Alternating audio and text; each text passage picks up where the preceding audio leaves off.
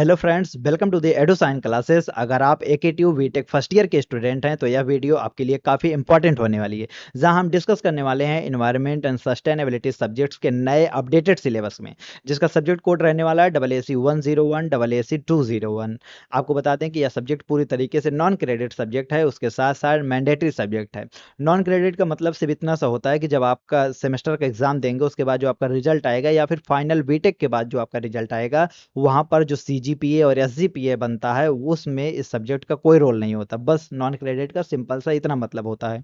अब यहाँ पर एक चीज ध्यान देने वाली बात यह है कि इस बार आपके सिलेबस को चेंज कर दिया गया है, यानी कि अपडेट कर दिया गया है। पुराना जो इन्वायरमेंट के नाम से सब्जेक्ट था उसका नाम अलग था, उसका सिलेबस अलग था, लेकिन अब इन्वायरमेंट एंड सस्टेनेबिलिटी यानी AAC 101 AAC 201 के नाम से नया सिलेबस दे दिया गया है। इसलिए अगर आप पुराने सिलेबस या किसी सीनियर के पुराने नोट से पढ़ने के बारे में सोच रहे थे तो आपको एक बार नए सिलेबस को समझना बहुत जरूरी है, क्योंकि जब हमें पता होता है किस यूनिट्स में किस टॉपिक को कितना डेप्थ में पढ़ना है तो हमें कॉन्सेप्ट्स ज्यादा अच्छे से क्लियर होती है। तो इस वीडियो में हम पूरे सिलेबस का एक छोटा सा ओवरव्यू देखेंगे और समझेंगे कि हमें किन यूनिट्स में क्या क्या चीजें पढ़नी है।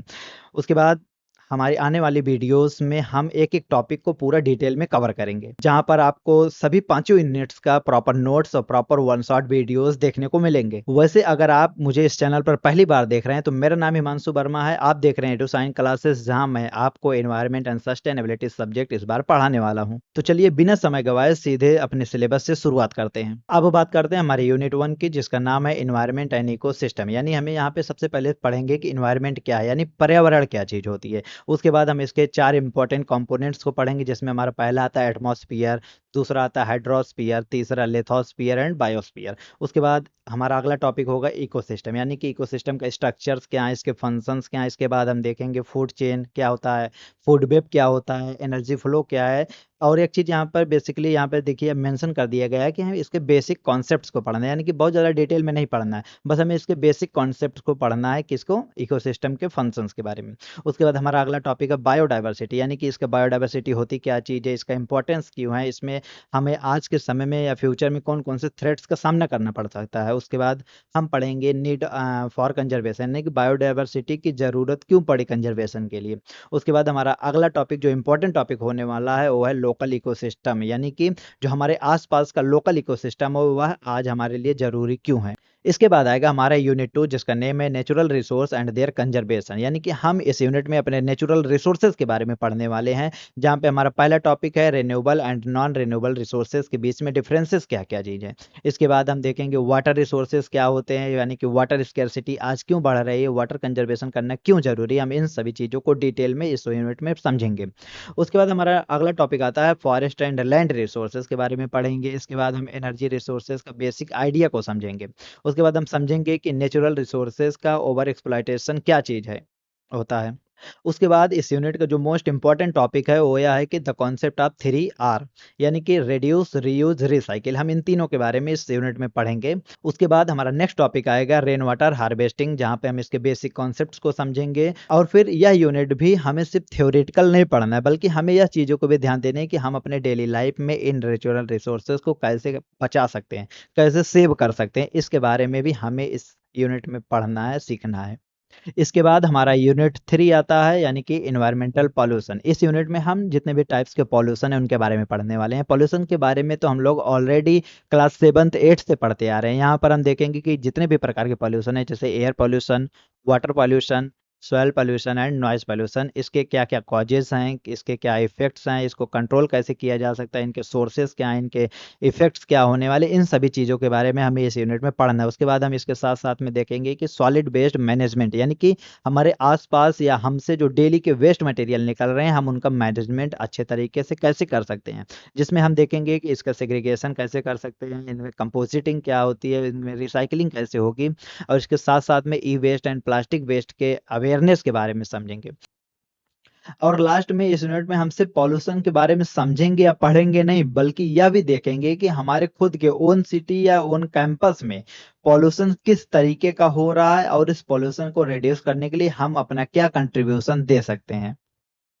अब आता है हमारा यूनिट 4 यानी कि climate change and sustainable development. शायद इस पूरे सिलेबस का सबसे इम्पॉर्टेंट और करंट टॉपिक है यह, जिसमें हम सबसे पहले देखेंगे कि ग्लोबल वार्मिंग क्या चीज़ होती है, ग्रीन हाउस इफेक्ट्स क्या चीज़ होते हैं, उसके बाद हम समझेंगे कि आखिर क्लाइमेट चेंजेस क्यों होते हैं, क्लाइमेट चेंजेस के इम्पैक्ट क्या होते हैं। इसके बाद हमारा आएगा कार्बन फुटप्रिंट, यानी कि कार्बन फुटप्रिंट होती क्या चीज़ है, इससे हम कैसे रिड्यूस कर सकते हैं।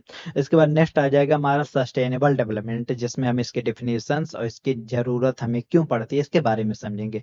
और उसके बाद नेक्स्ट टॉपिक आता है हमारा यूएन सस्टेनेबल डेवलपमेंट गोल्स, यानी कि यूएन का मतलब होता है यूनाइटेड नेशंस के जो 17 गोल्स हैं सस्टेनेबल डेवलपमेंट्स के, उसके बारे में हम उसका बेसिक ओवरव्यू पढ़ेंगे।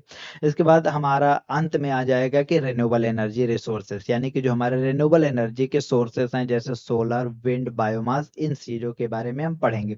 इसके बाद फिर लास्ट में हमारा टॉपिक आ जाता है अवेयरनेस फोकस, यानी कि हम अपने डेली लाइफ में कार्बन फुटप्रिंट्स को कैसे कम कर सकते हैं। अब आता है हमारा आखिरी unit 5, environmental protection law and the role of the engineers. इसमें सबसे पहले हम देखेंगे इन्वायरमेंटल प्रोटेक्शन मेजर्स क्या हैं, उसके बाद हम इन्वायरमेंटल लॉज देखेंगे इंडिया में क्या क्या है, जैसे कि environment protection act, water act, air act, इन सब के बारे में हमें पढ़ना है।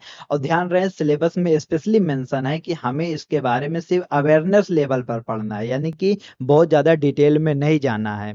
उसके बाद हमारा जो मेन पार्ट आता है इस यूनिट का हुआ है कि एज ए इंजीनियर हम अपने इन्वायरमेंट के लिए क्या कर सकते हैं, इसके प्रोटेक्शन के लिए एज ए इंजीनियर हम क्या कर सकते हैं, जिसमें हम आगे देखेंगे green campus and green buildings के कॉन्सेप्ट क्या चीज़ होते हैं, फिर हम देखेंगे इंजीनियर का सस्टेनेबल डिज़ाइन में क्या रोल होता है, उसके बाद हम देखेंगे क्लीन टेक्नोलॉजी क्या है, एंड लास्ट में हम इन्वायरमेंटल एथिक्स के बारे में भी समझेंगे इस यूनिट में। और इस यूनिट का जो अवेयरनेस फोकस है वो यह है कि हमारी इंजीनियरिंग की अलग अलग ब्रांचेस सस्टेनेबिलिटी को कैसे कंट्रीब्यूट कर सकती हैं। तो दोस्तों अब आपको पूरे सब्जेक्ट का रोड मैप पता चल गया होगा। हम इस सीरीज में पूरे सिलेबस को रैंडमली नहीं स्टार्ट करेंगे। सबसे पहले हम यूनिट 1 से शुरू करेंगे, फिर एक एक यूनिट करके यूनिट 5 तक हम सभी टॉपिक्स को कवर करेंगे। हर टॉपिक्स को पहले सिंपल लैंग्वेज में समझेंगे, फिर उसके इंपॉर्टेंट पॉइंट्स को आइडेंटिफाई करेंगे और जहां पर ज़रूरत होगी वहां पर एग्जाम्पल और रियल लाइफ सिचुएशन से कॉन्सेप्ट को कनेक्ट करने की कोशिश करेंगे। इसके साथ साथ हम यह भी देखेंगे कि एग्जाम पॉइंट ऑफ व्यू से कौन कौन से टॉपिक ज़्यादा इंपॉर्टेंट है, जिससे आपको यहाँ पर डिफिनेशंस को रटना ना पड़े, बल्कि पहले हम कॉन्सेप्ट को समझेंगे, फिर चीज़ें याद करने के लिए आसान होती चली जाएंगी। तो दोस्तों यह था हमारा environment and sustainability AAC 101 AAC 201 का कंप्लीट कोर्स इंट्रोडक्शन।